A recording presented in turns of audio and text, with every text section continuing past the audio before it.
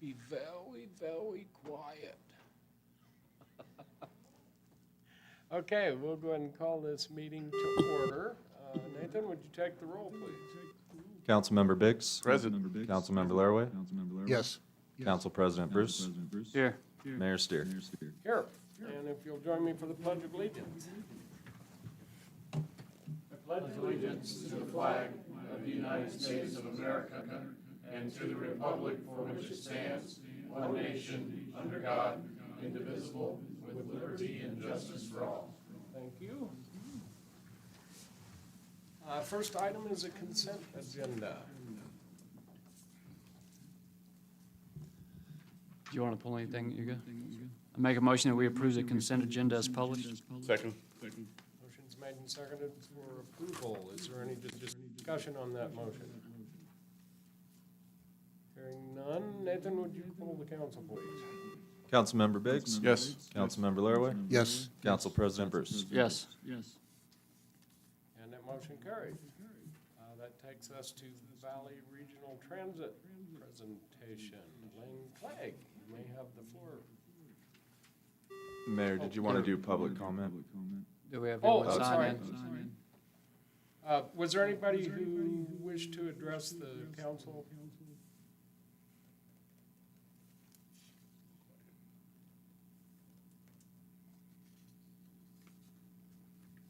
I skip that every time.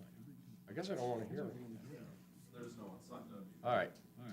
Okay, thank you. Now, Valley Regional Transit presentation. And if you push the base of the microphone until it turns green there. Okay, Good. there we go. That's pretty fancy.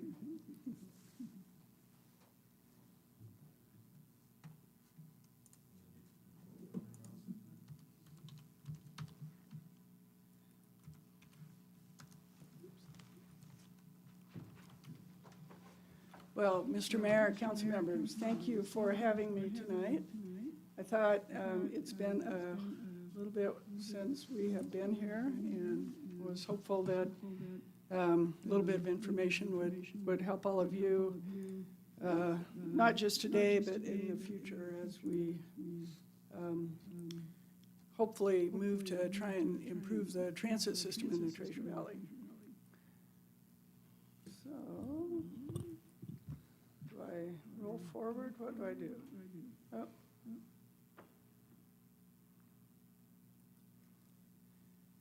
So today you received a letter earlier describing all of the things we do, especially for CUNA, and then a request with the general assessment that you've been participating in the last few years.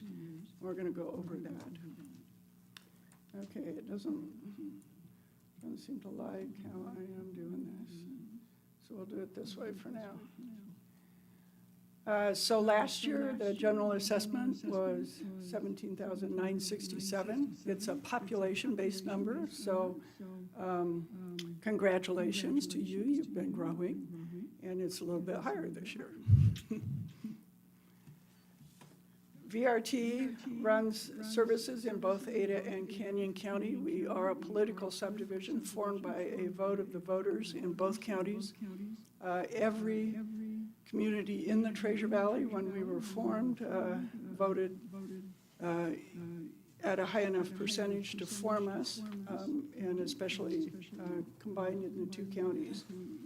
We have a fleet of 45 buses, large buses, both electric and compressed natural gas. We also have a fleet of small buses called cutaways.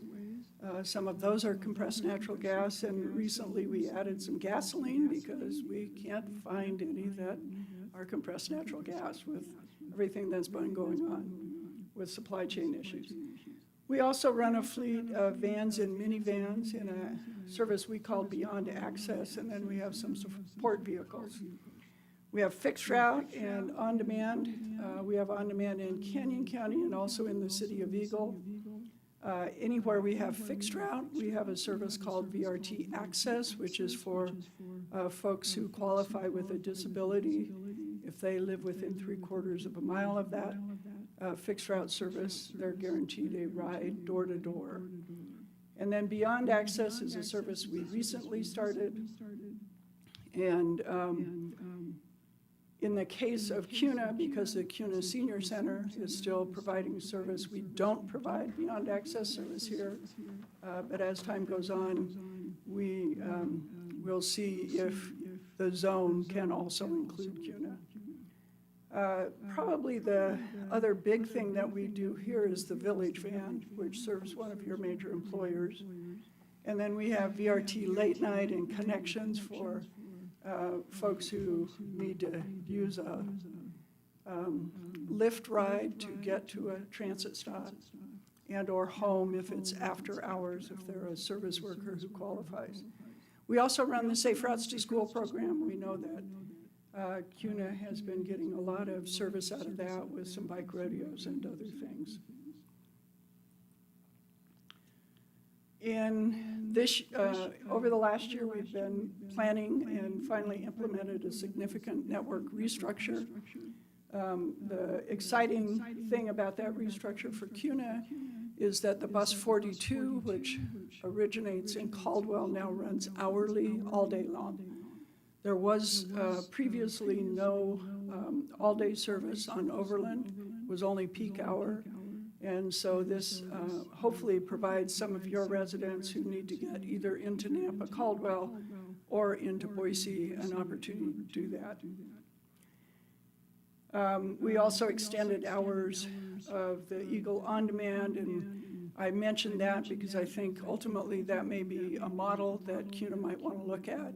In terms of service, those extended hours have already been paying off in increased ridership. And we increased frequency on major routes. Not only did we go daily on Overland, but we went 15-minute service on Fairview and more frequent service on 6 other routes. You may have seen our new signs. We rebranded the whole system. We think it's a lot easier to notice and use with these new signs. They're much more visible. It also used to be that at a bus stop there was not information about the routes that were served there. We now have this information holder at every single stop. And so while you're at that stop, you can see the route that's served, the stop you're at, the other stops on that route, and information like the QR code and the fare about how to use the system. We're pretty excited about that. We've already gotten a lot of really good comments that people say it's much easier to use the system. In addition to that, we also redid all of the brochures. Again, people have said that they're much easier and more readable now, and again, pretty excited about that. So what about CUNA? You don't have a direct bus here. We're hopeful that we can continue to have conversations about whether that's in your future. There are 2 park and rides that serve CUNA pretty well. One is at the Lowe's at the corner of Meridian Road and Overland, just across from Black Marlin. Yahoo's is up here. So if you're a CUNA resident, you can drive to here and ride the bus in or out, depending on what your destination is. The other park and ride we have is at 10 Mile in Overland, just south of the interchange. Again, you can go there, and both the bus 40 and the 42 serve both those lots. The 40 is a peak hour service, a little bit more express. The 42, as I mentioned, is all day. Additionally, there is a park and ride at the Ridley's at Meridian Road in Deer Flat. And that park and ride serves both carpools set up through the state of Idaho Share the Ride site, and also van pools that are run by Ada County Highway District, ACHD Commuter Ride. VRT supports ACHD Commuter Ride by making sure they get the federal funding to purchase the vehicles that they use for that service. The Cuna Senior Center still has its own bus. VRT helped it purchase that bus with some federal funds. Last year, they provided 3,200 rides, a little over that. And VRT passed through $78,000 in federal support so that they could continue that service.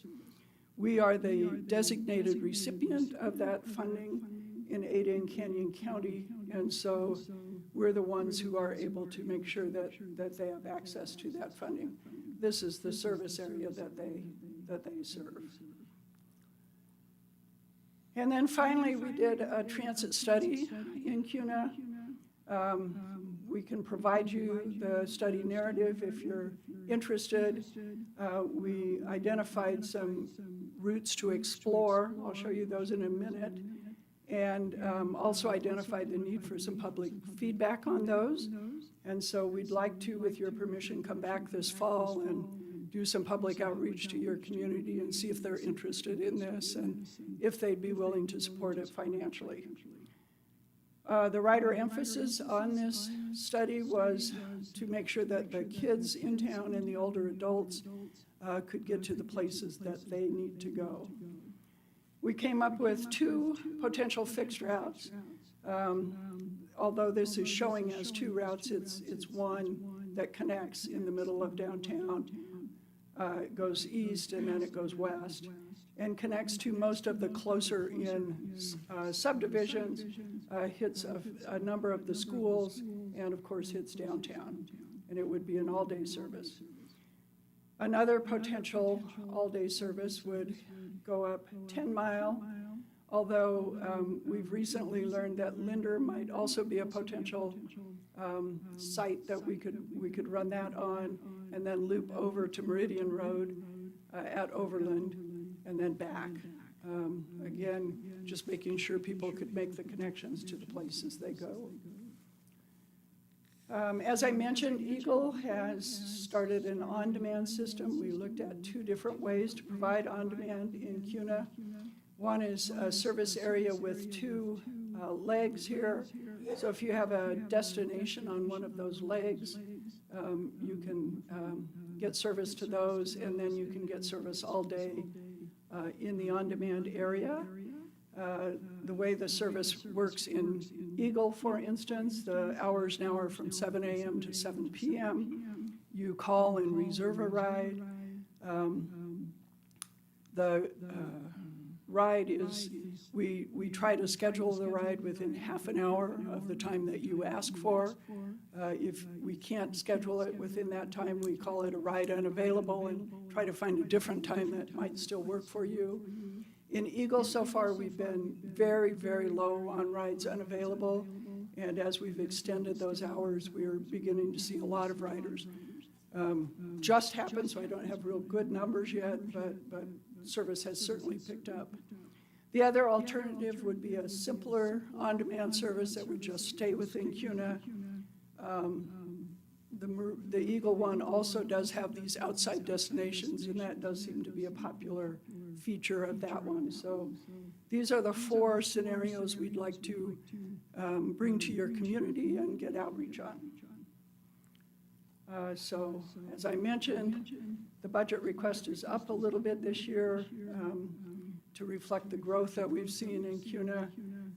Because you don't get any direct service, there's no direct service or capital assessment, and the special assessment is always reserved for communities that decide to try something, they negotiate with us to give it a try. So for instance, the City of Eagle, with their on-demand service, that's how they've done that. So we ask that you consider funding the request this year. We think we do provide a fair amount of service in Cuna. A lot of times people say, well, we don't have a bus, so what do we get from you? But I think I've shown that there's a fair amount of things that we do provide for the citizens of Cuna, and we're certainly able to leverage the federal funding so that citizens here can utilize it. So with that, I'd stand for questions. Thank you. Okay, questions for Ms. Leclerc? No, thank you for the stuff you do for the senior center. bet. We're Those happy folks to. really appreciate it. Yeah, we're happy to be able to do it, and I'm glad that they appreciate it. We appreciate working with them. And Elaine's done a lot since she first came on as the executive director, so we've seen a lot of good changes, and appreciate your hard work on that. Well, thank you, Mr. Mayor. I appreciate, by the way, your mayor served as our chairman a couple of years ago and has done really great service for us. Really appreciate the time he's put in and the effort. We like him. Wait a minute. All right, thank you. Thank you. All right, next we have a public hearing for Watch Me Grow Daycare. Nathan Stanley. Mayor, Council, Nathan Stanley, City Clerk, 751 West 4th Street. I don't believe the owner of Watch Me Grow is here for the hearing. Notice was sent June 19th for their revocation of their daycare license. Pursuant to City Code 310-11-4. I'm sorry.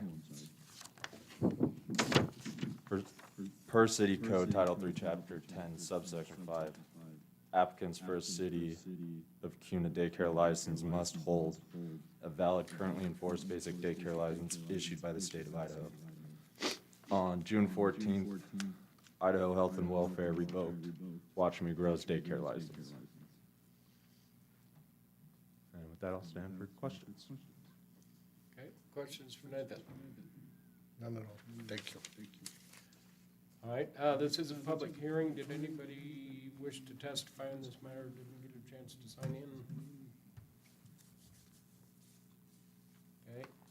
Well, I think this is kind of it's a procedural type of thing. Since they don't have a license with the Department of Health and Welfare anymore, no state license, we really have no choice but to revoke this license. So, unless you have any further questions, we'll Either. close the. Do you have any questions?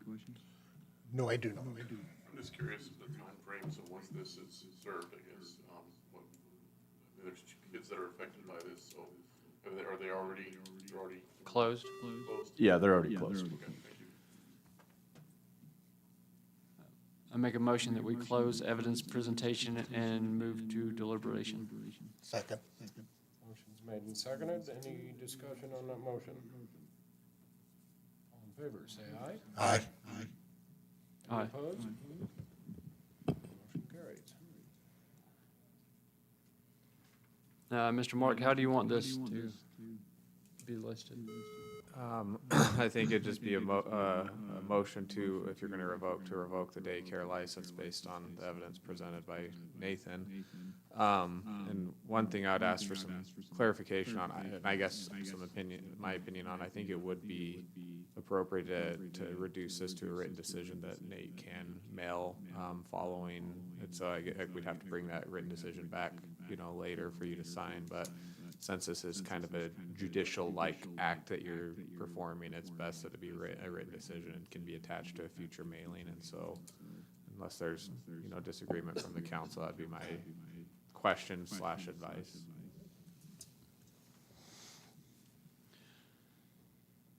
Any questions?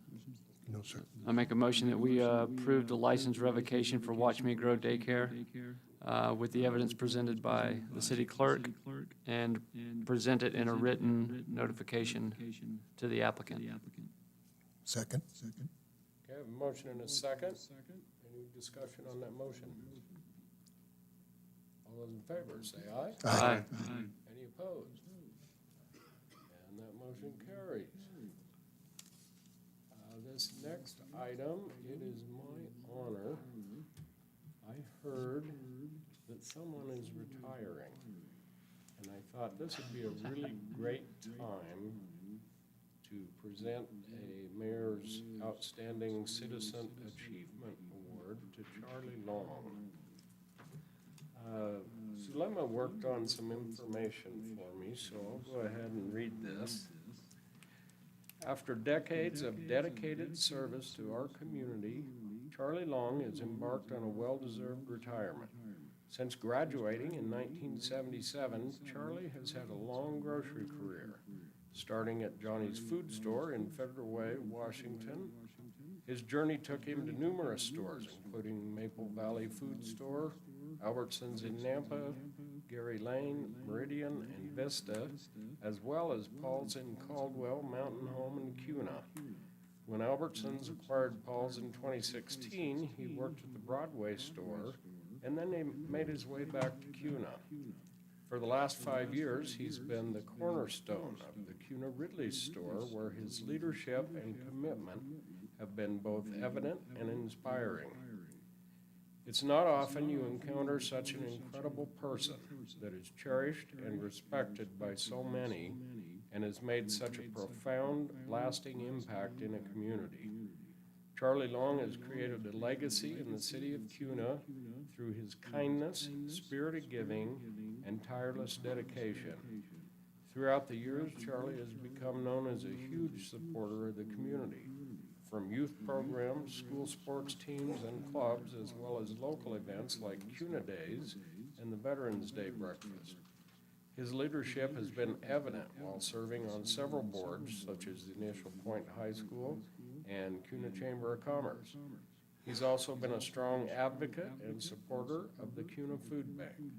Overall, Charlie ensured that everyone in Cuna received his wholehearted support.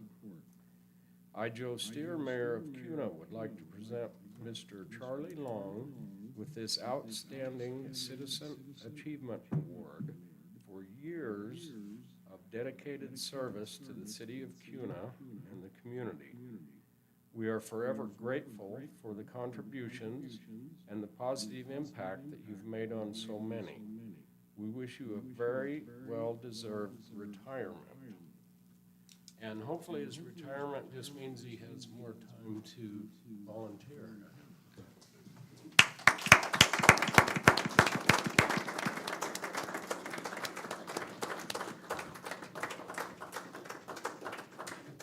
Charlie!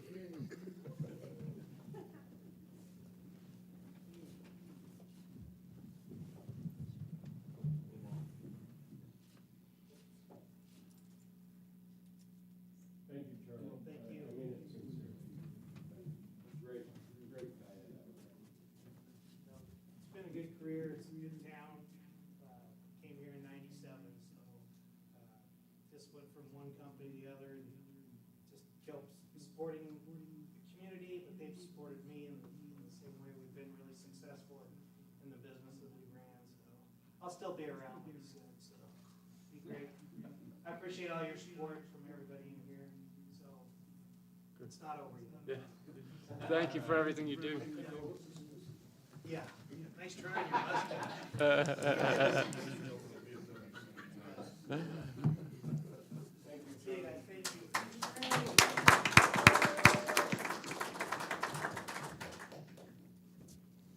We're gonna go now. Oh, do you want this box that came in? You'll need it for eBay. Do I need it? I'm gonna actually get to put it on the shelf somewhere, Okay. not in the box. I wouldn't want to get stabbed by that thing. See you, Charlie. Thank you, Charlie. Except now you gotta go home and wipe my fingerprints off of it. Yeah. Thank you, Charlie. Good guy. Very good man. Next, we have consideration to approve my recommendation to appoint Adam Wenger as the Public Works Director. Adam, welcome. He started yesterday, and we buried him with information, and he, like I was saying earlier, we could probably send him home for 2 weeks, and he still wouldn't get done reading through all the stuff he needs to get through to get caught up. But he's come a long way already in the first 24 hours, 48 hours, so I don't know if you want to tell him anything about yourself. If you would, that'd be good. Pleased to be here, pleased to Am I on live now? Pleased to be with the City of Cuna in the capacity as Public Works Director. This is a career goal for me to do this position and do it well, so I hope to do it justice at the behest and the service of City Council and the Mayor. Thank you. Welcome to the fire. Thank you. Welcome. Yeah, excited. So where you're coming from and My background before this was a short stint in Washington, Walla Walla. Prior to that, in Alaska, in Juneau. Prior to that, Colorado Springs, Colorado. I worked in utilities for 3 different municipalities in each one of those states. So that's my background is operations and then public works.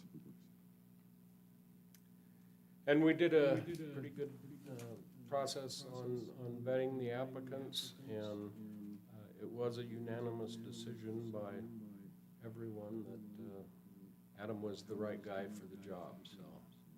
Anyway, I would appreciate your support in this, and would ask for a motion to approve my recommendation. And particular language is to match city code, consent to appointment. Motion to consent to appointment.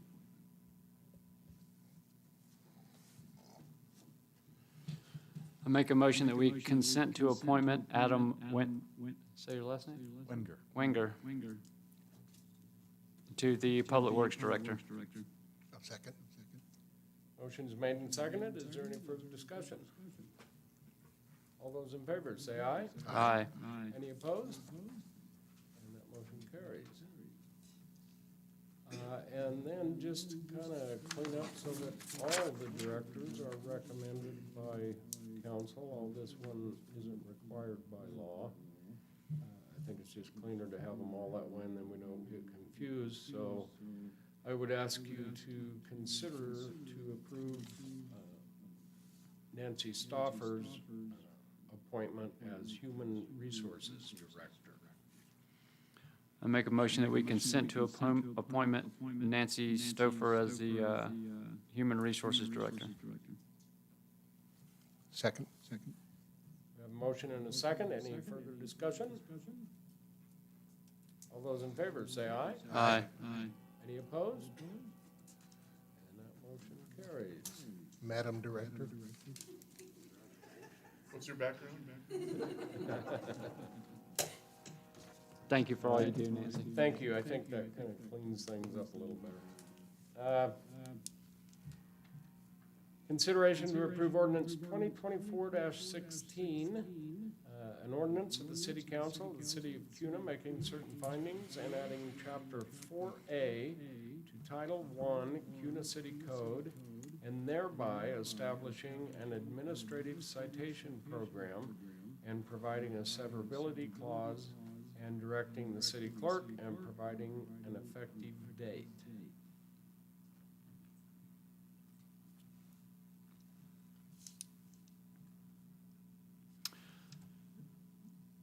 You guys have any questions? I make a motion that we waive 3 readings of ordinance 2024-16. Second. Motion's made and seconded. Any further discussion?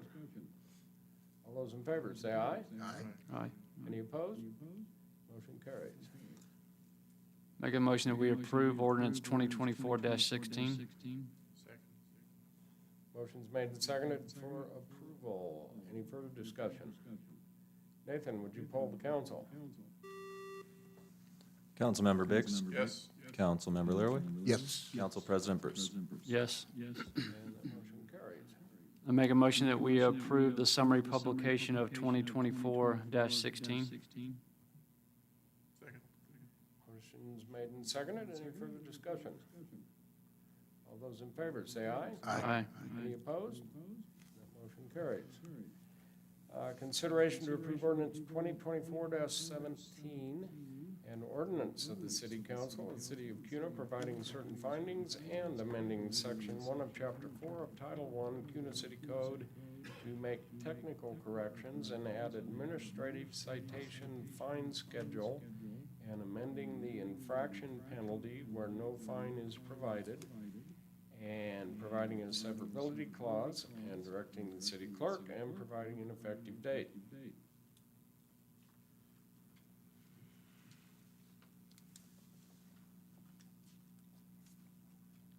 Yes. Well, he had his finger up in it. This is, I'm sorry, I'm just making sure, 16? Yes, okay. Okay. You good? You good? 18 was the one where we had it. Yeah. Make a motion that we waive 3 readings of 2024-17. Second. We have a motion and a second to waive the 3 readings. Any further discussion? All those in favor, say aye. Aye. Aye. Any opposed? Motion carried. Make a motion that we approve ordinance 2024-17. Second. Motion is made for approval. Any further discussion? Nathan, would you poll the council? Councilmember Biggs? Yes. Councilmember Laraway? Yes. Council President Bruce? Yes. Make a motion that we approve a summary publication of 2024-17. Second. Motion's made and seconded. Any further discussion? All those in favor, say aye. Aye. Any opposed? That motion carries. Consideration to approve ordinance 24-18, an ordinance of the City Council of the City of Cuna providing certain findings and amending section 17 of chapter 3 of title 3 Cuna City Code, making a violation of the chapter solicitors and peddlers enforceable by administrative citation, and amending section 9 of chapter 4 of title 3 Cuna City Code, making violation of the chapter general license provisions enforceable by administrative citation, and amending sections 2, 8, 9, 10, 11, 12, 13, and 14 of Chapter 7 of Title 3 Cuna City Code, making a violation of certain provisions of the chapter taxi cab regulations enforceable by administrative citation, and amending sections, let's see, where am I at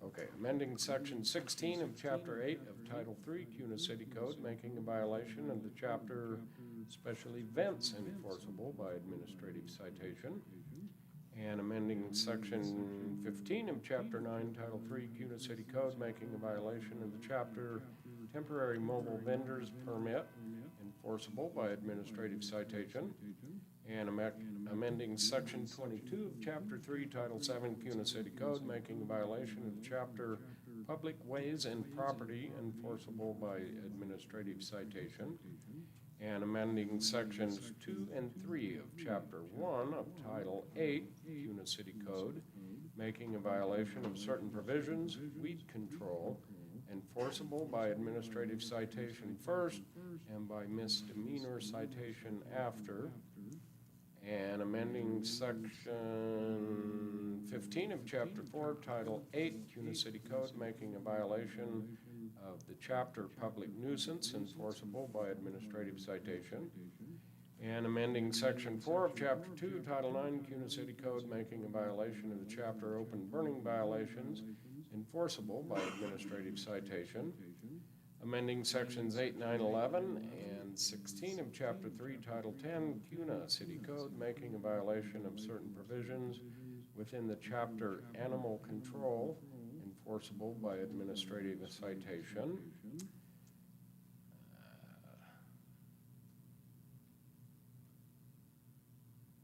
amending sections 4 and 11 of chapter 1 title 11 Cuna City Code, making a violation of certain provisions, loading and unloading zones, pedestrians enforceable by administrative citation, and repealing section 10 of chapter 1 of title 11 Cuna City Code, riding horse at night light required, and amending section 12 of chapter 2 title 11 Cuna City Code, making a violation stopping, standing, parking violations enforceable by administrative citation, and amending section 3 of chapter 3 of title 11 Cuna City Code, making a violation of that chapter uncovered loads enforceable by administrative citation, and providing a severability clause, and directing the city clerk and providing an effective date.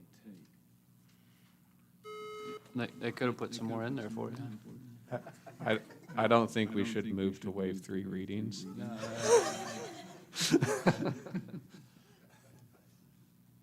ask a question? Yeah, You sure may. When we start referring to as an administrative citation, is that something that the CUNA Police Department is going to enforce? Do you want me to weigh in, or you? Oh, that's okay. When they come, in a lot of these, it's talking about administrative citation.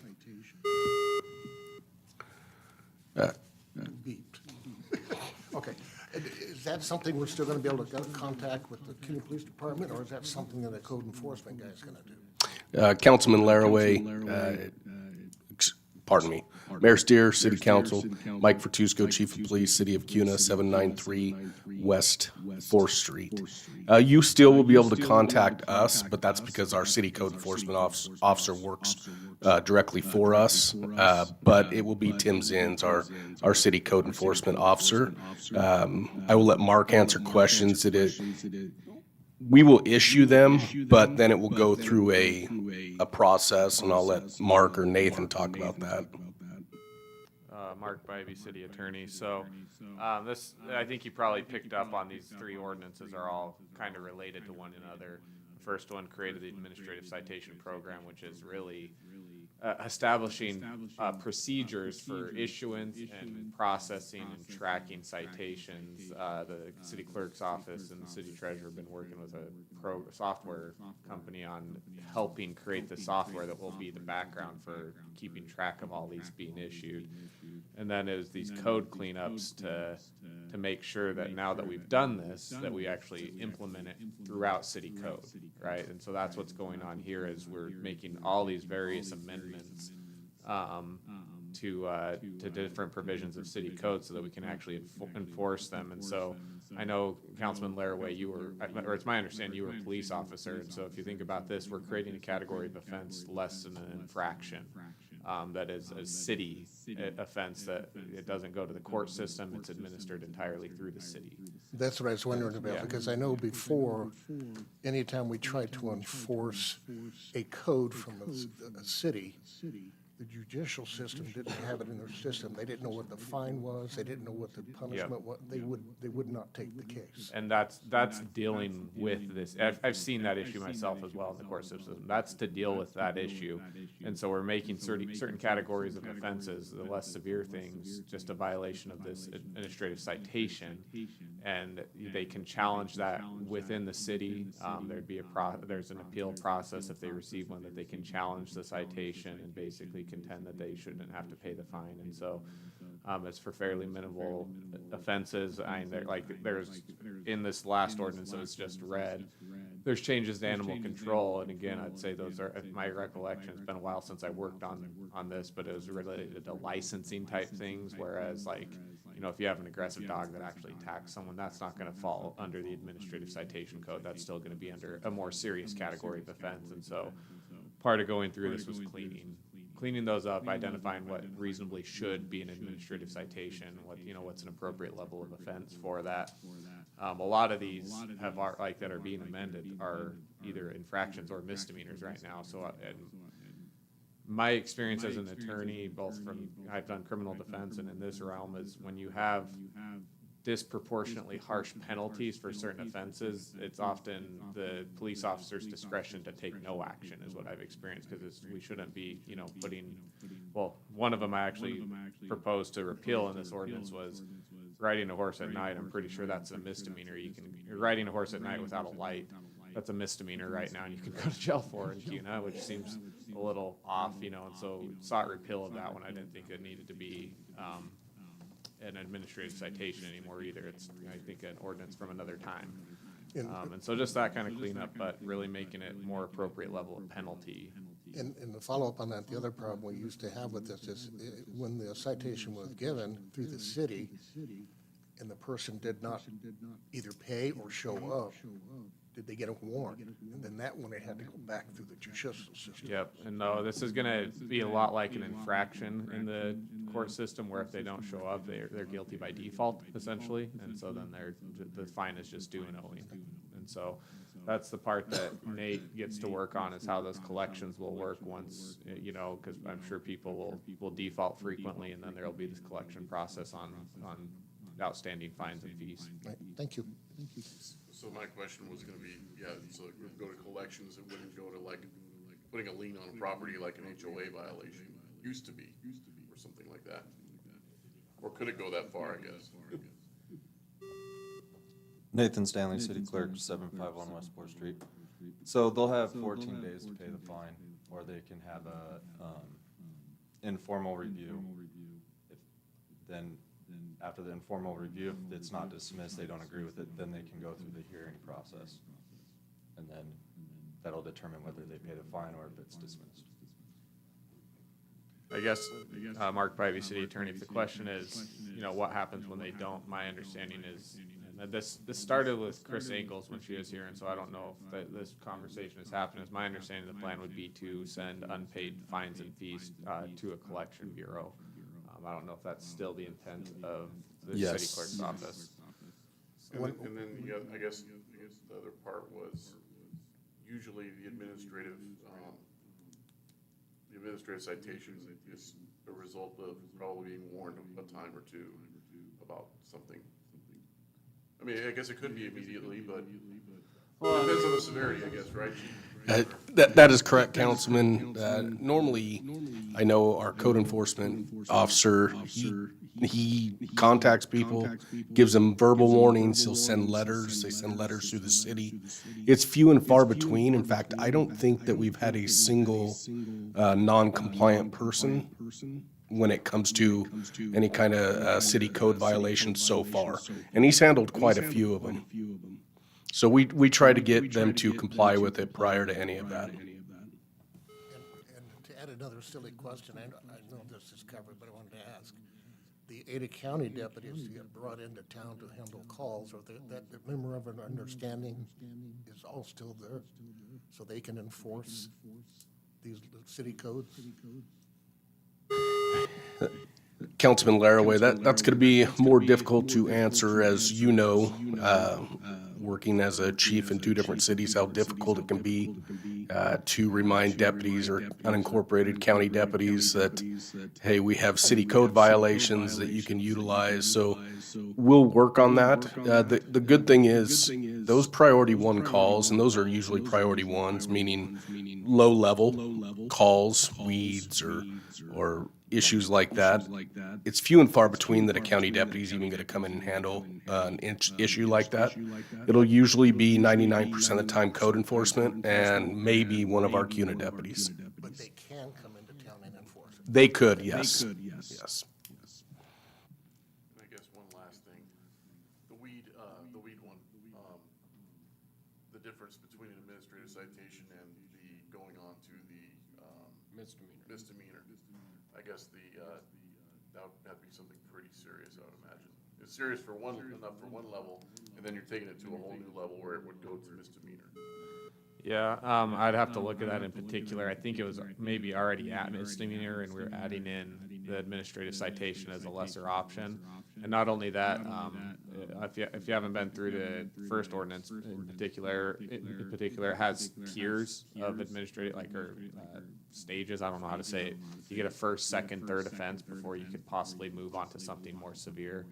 And those offenses, similar to like DUI offenses through state law, they have to happen within a certain time period to actually be, qualify as a second offense kind of thing. So there's lots of things built in to cushion against this becoming unnecessarily severe quickly, right? Well, the fact that this one was called out specifically compared to all the rest as a misdemeanor, I guess that was why I was a little. I wish I could recall, sorry, if you wanted me to jump in, I could take a look at what the change was there, but I suspect, let me see, actually, I can jump down to that.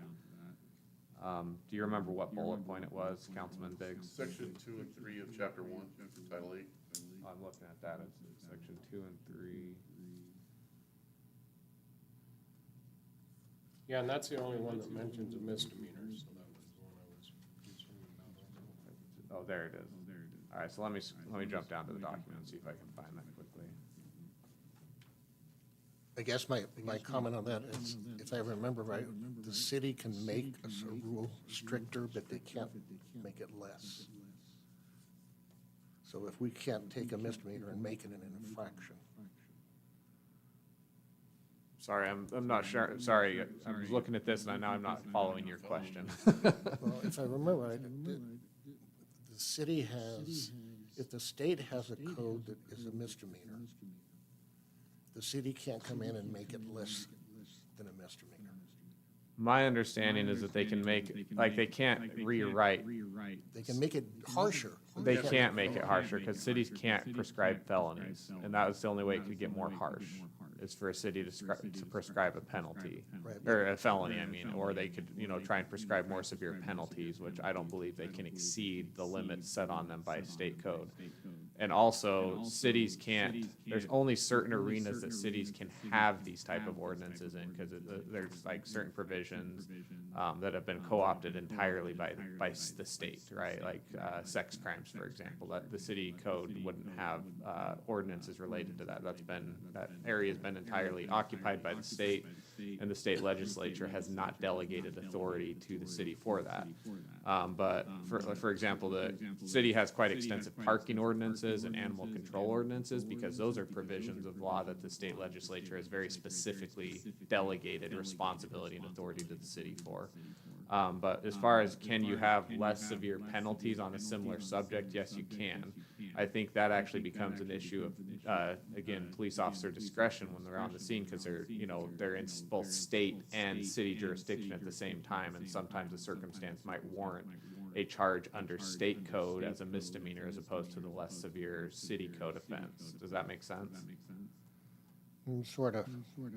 I'm still stuck on, if we have a misdemeanor, I don't believe it would be, it behoove us to take that and make it an infraction or administrative. Well, and I guess to get that, if we're back on this weed issue, I don't think there is any state provision related to weed control. That is a misdemeanor was a misdemeanor in city code, if that's the particular question. But if it's a more general, just can we do that in general? I believe we can. I haven't dove into this issue in particular. I'm kind of getting the impression from your question you may have, and so I don't know if I'm overlooking something here that you'd like me to look at. No, just a general knowledge of 20 years. That's what I was looking for.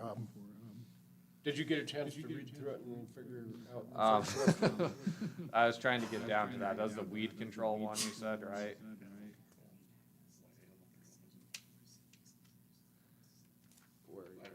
Use that as an example, and that one doesn't have misdemeanor after, like say, Oh, being on a leash, advice, attacking dog, or something like that. Why that one might say that specifically. So on the weed control one, the reason that it has the misdemeanor and may become is that's what's in code already, and so we added language around adding administrative citation as a less severe penalty, and then we just kept the misdemeanor as the alternative after you essentially move through those, first, second, and third offenses. And now, if it's become so bad that somebody just refuses to deal with the situation after that many, administrative citations, then it would finally up, and that would be possible again. But absolutely, just like any other offense, there's always the police officer discretion is, okay, I have this, does this warrant moving on, or do I give them another third offense, for example? And I was just mentioning that I was comparing it to like the animal control, sections 8, 9, 11, and 16, that I would have figured that animal control was also a similar thing, like if there's simply being off a leash versus the dog attacking somebody and getting injured, that would mention misdemeanor as well. So it's just the language, I was just a little. And I think that's the particulars of the animal control changes, that we're hitting certain parts of animal control and leaving a lot of animal control alone. A lot of animal control is staying misdemeanors, so. okay. Anything further? No, mine are just comments of curiosity and memory. And I just want to make sure we didn't do something with a particular section that we shouldn't. But if Mark's good with it, I'm good with it. I actually have a question. So with some of these citations, or these administrative citations that you would write that we're currently not writing, do you think we need a buffer zone of, rather than going out into the community and start, passing these out where they wouldn't have them before? Should there be 30 days or, you know, so people are aware, right? So they don't wake up tomorrow and now all of a sudden they're getting. Councilman Bruce, I guess my recommendation would be, when we're sending out these letters, we put some sort of explanation on the letters itself, explaining what we've moved to, and explain what the next step would be on those letters, because they already get the verbal contact, and then I believe the second one is a letter. Sometimes it's a letter right off the bat if they can't get a hold of them. But I think that's something we can discuss and make sure that we do that. Councilman Bruce, you actually triggered something for me that I just realized we as staff still need to work on, because included in this is the parking ordinances too, and people could get citations for that. And something we discussed as staff, and it hasn't been done because this has been in staff process working on the technology part for a while. We were going to develop a form, an administrative citation form specific to parking. That would be, that ticket that's placed on a windshield kind of thing. If that was going to be done. And so right now, that's something actually, I think until Officer Zinn has that, I don't know how he'd be able to begin administering in that realm, at least of these changes. He's lacking one of the tools he'd need. Good. Yeah, exactly. Yeah, like they said, and I think in most instances, when people are told about a problem, they take care of it. So it's generally not a big deal, but once in a while, something comes up, so. You guys good with that? Well, would we add a stipulation on that one about the parking?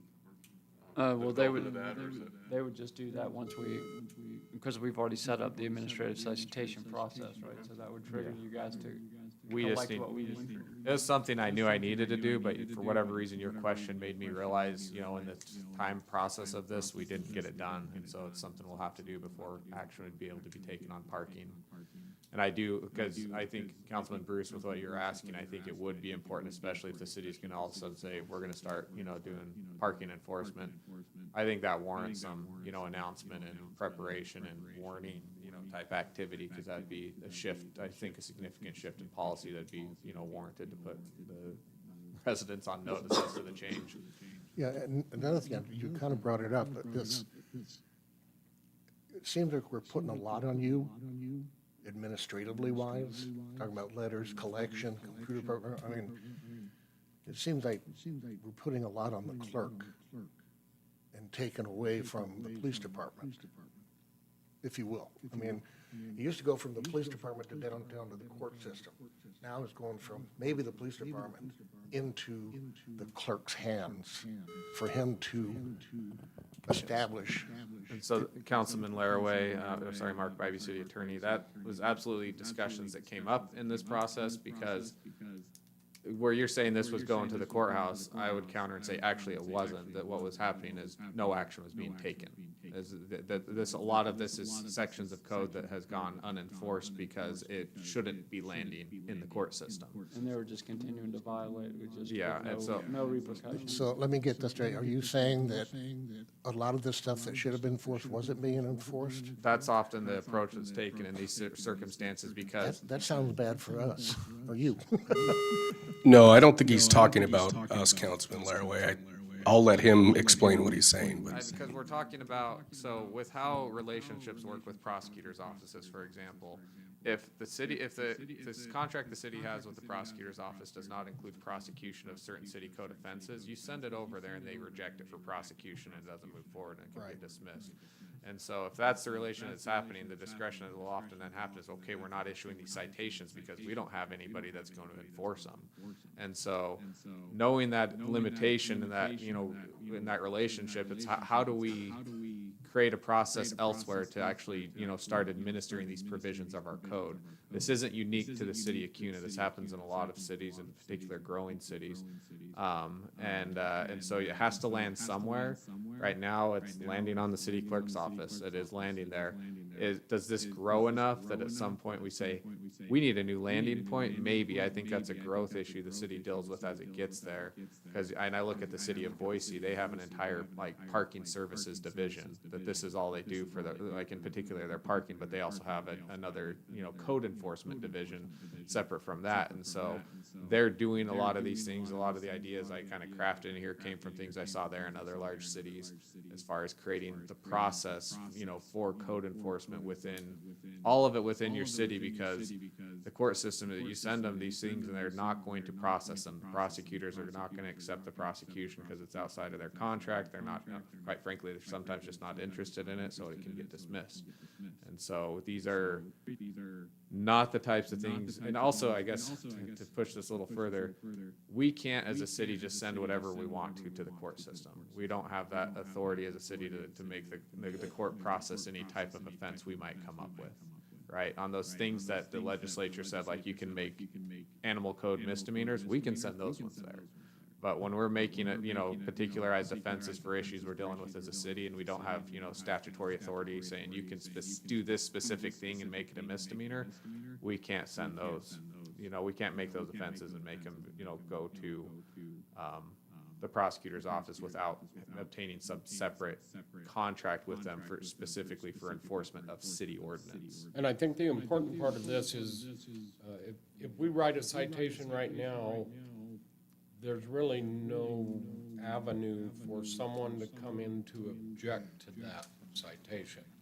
And that's what all of this is allowing, a place for them to come in and say, I don't agree, I don't think I should have been given a citation for this. And then there's a process for which that to go forward, and then, at least, then they have their rights, whereas normally it would go to court, but we're not gonna do a court, so. So how does that We work? can't send these things to court, so. I understand what the mayor's saying, but if somebody has an objection to a citation, they come in and they face the city clerk, what is the process?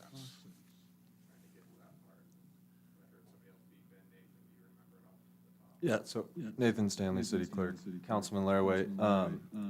If the responsible party wants to contest their citation, that's where the informal review comes in. And so they'll have the informal review.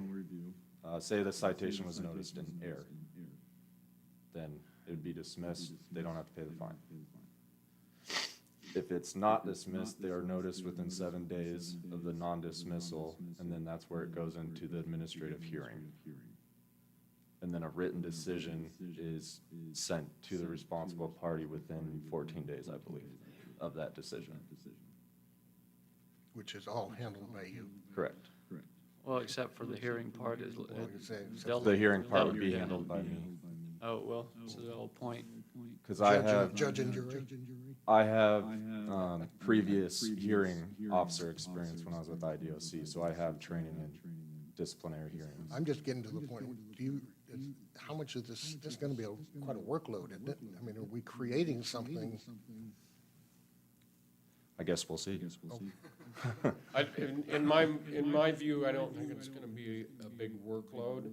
If it does turn into a big workload, then we have to adjust and figure it out from there. And like the chief said, I don't think it's gonna be that big of a deal. most people respond well to being notified of a code violation. I don't think it's gonna turn into something where we have multiple citations being handed out every day where my job turns into just citation hearings. Just looking out for you. I appreciate it. We won't all be here forever, though. There'll be different people.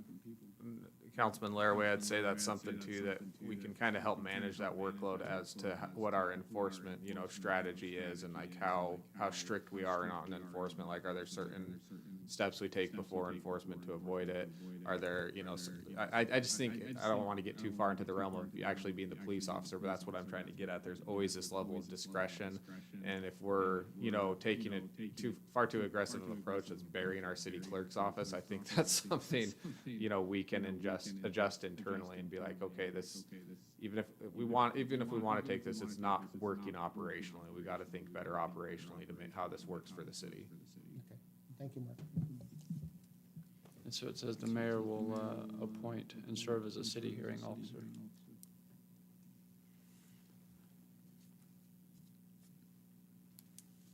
Okay, any further questions? You want to let it ride? You want to waive it? I'm good. Yeah? Make a motion that we waive 3 readings Second. Thank you. of, Should have made you sweat a little. hold on, let's like, of ordinance 2024-18. Motion is made and seconded to waive the 3 readings. Any further discussion? All in favor, say aye. Aye. Any opposed? Motion carried. Make a motion that we approve ordinance 2024-18. Second? Motion's made and seconded for approval. Any further discussion on that motion? Nathan, would you poll the council? Councilmember Biggs? Yes. Councilmember Laraway? Yes. Council President Bruce? Yes. And that motion carried. Make a motion that we approve the summary publication of 2024-18. Second?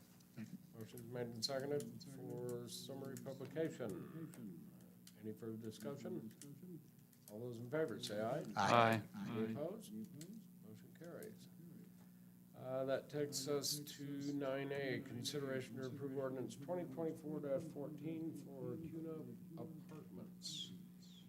Municipal rezone ordinance, the city council, the city of CUNA making certain findings and declaration of authority and rezoning certain real property to wit Ada County assessors, parcel numbers S13241100095 and S13241101170, owned by CGM Limited Liability Partnership, situated within the corporate city limits of the city of CUNA, Ada County, Idaho, and amending the zoning map and providing the city engineer and city clerk and providing an effective date.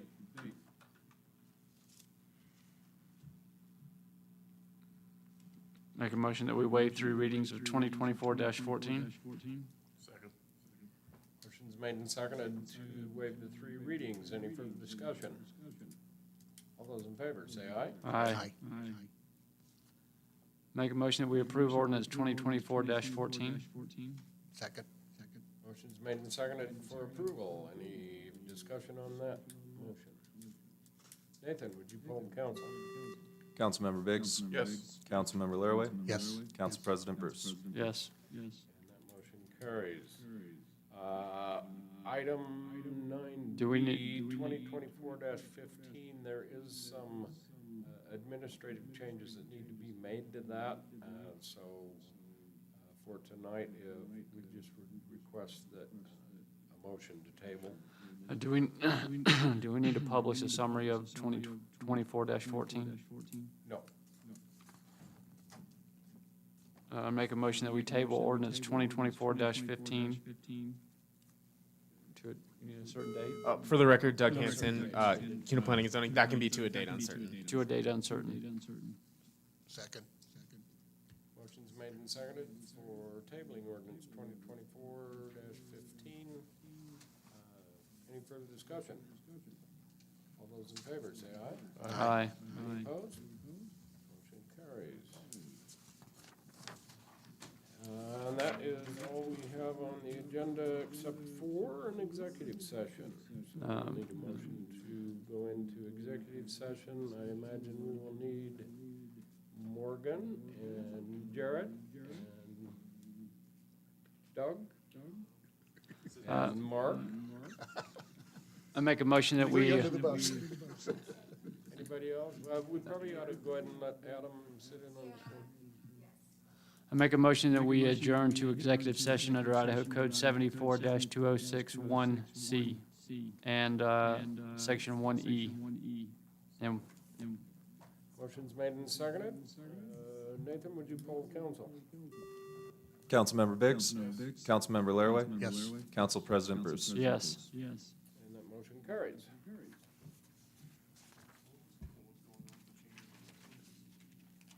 What's that?